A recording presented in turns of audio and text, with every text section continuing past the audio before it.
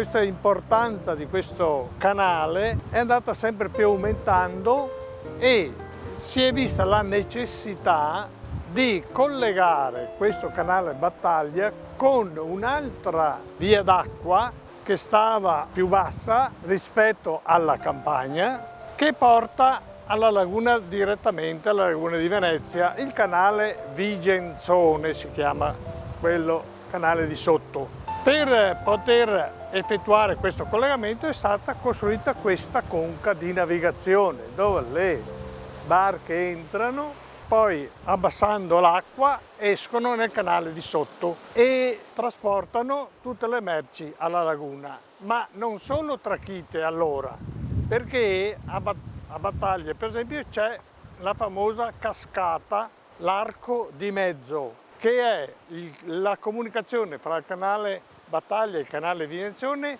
solo per l'acqua, non per i mezzi, non per le barche.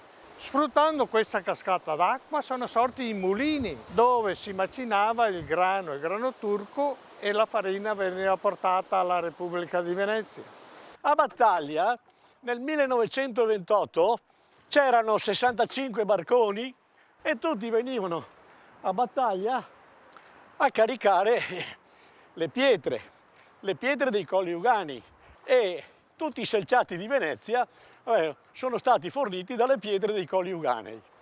Quindi Battaglia nel 1400 è stato il paese più interessante delle tre Venezie.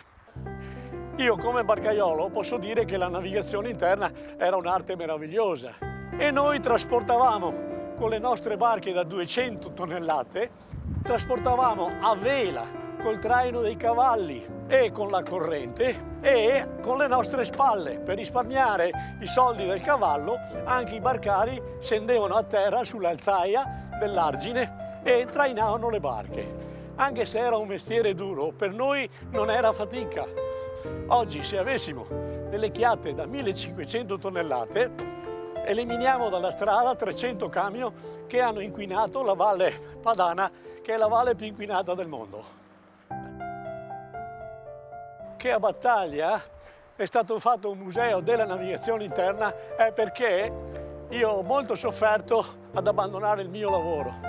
Aiutato e incitato dai miei colleghi, abbiamo cominciato a fare la raccolta degli oggetti dei vecchi barcari, perché ogni barcaro è rimasto senza barca, ma si era portato a casa un ricordo, un'ancora, un remo, una forcola. E io con queste ricerche sono riuscito in 30 anni di ricerca e di lavoro e di restauro a creare il primo museo in Italia della navigazione interna. Battaglia è stata una grande opera idraulica, ma con il suo museo oggi è l'emblema del territorio anfibio veneto e voglio sperare che questo in prossimo futuro possa essere aiutato e considerato per quello che è.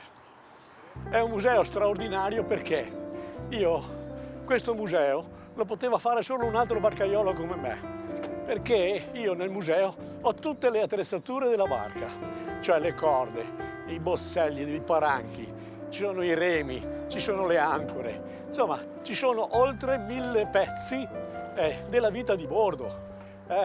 Abbiamo le cucine che c'erano in barca, abbiamo tutte le attrezzature della vita dei barcari. Abbiamo qualcosa come 6.000 documenti fotografici che ancora non sono stati catalogati. Sogno ancora, ma è un sogno, che la navigazione interna in Italia potesse riprendere. Battaglia, se oggi fosse come gli anni 50, sarebbe un museo a sé, sarebbe un museo idraulico, perché Battaglia è un'opera idraulica straordinaria.